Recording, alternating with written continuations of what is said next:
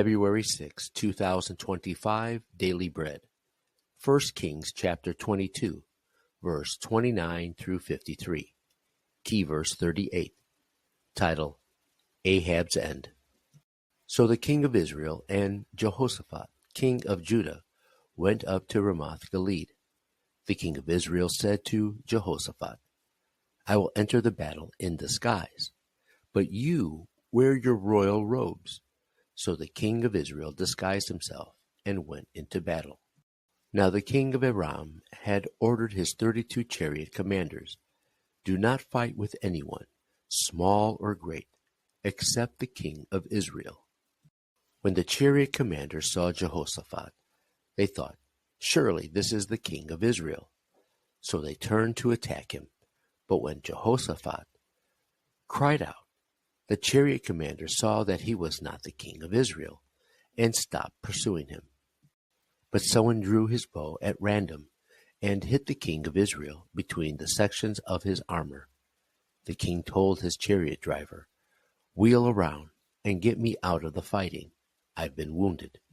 All day long the battle raged. The king was propped up in his chariot, facing the Arameans. The blood from his wound ran onto the floor of the chariot, and that evening he died. As the sun was setting, a cry spread through the army, every man to his town, every man to his land.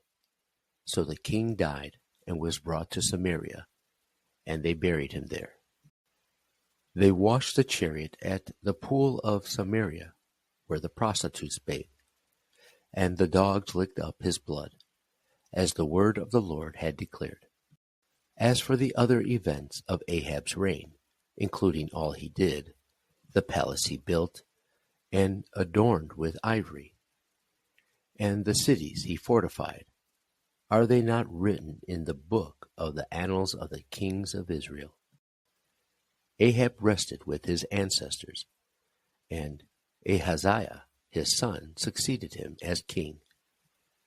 Jehoshaphat, son of Asa, became king of Judah in the 4th year of Ahab, king of Israel. Jehoshaphat was 35 years old when he became king, and he reigned in Jerusalem 25 years.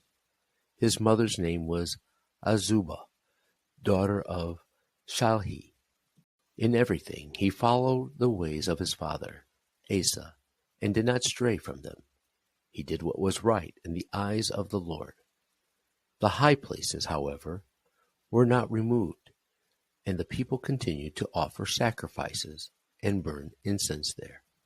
Jehoshaphat was also at peace with the king of Israel. As for the other events of Jehoshaphat's reign, the things he achieved and his military exploits, are they not written in the book of the annals of the kings of Judah? He rid the land of the rest of the male shrine prostitutes who remained there even after the reign of his father Asa. There was then no king in Edom. A provincial governor ruled. Now Jehoshaphat built a fleet of trading ships to go to Ophir for gold, but they never set sail. They were wrecked at Ezion-Geber.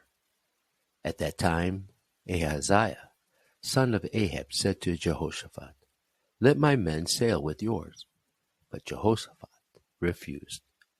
Then Jehoshaphat rested with his ancestors, and was buried with them in the city of David, his father. And Jehoram, his son, succeeded him as king. Ahaziah, son of Ahab, became king of Israel in Samaria in the 17th year of Jehoshaphat, king of Judah, and he reigned over Israel 2 years. He did evil in the eyes of the Lord, because he followed the ways of his father and mother, and of Jeroboam, son of Nebat, who caused Israel to sin. He served and worshipped Baal, and aroused the anger of the Lord, the God of Israel, just as his father had done. Daily Bread Message. In defiance of the Lord's word through Micaiah, Ahab, king of Israel, went up to fight the Arameans at Ramoth Gilead, and Jehoshaphat went with him.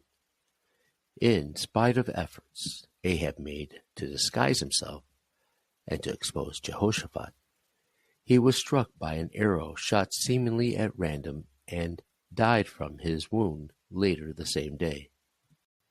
This exactly fulfilled the word of the Lord through Elijah. Ahab's son ruled in his place, but he was wicked as well. Soon the full judgment against Ahab's family would come, as had been prophesied. Jehoshaphat had been foolish to join the battle after hearing Micaiah's prophecy, but the Lord let him escape with his life.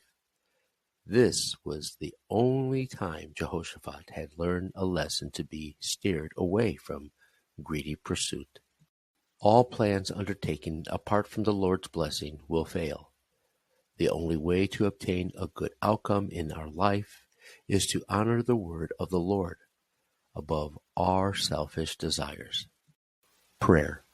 Father, thank you that your word proves true without fail. Help me honor your word above earthly success or prosperity. One word, God's word, is fulfilled.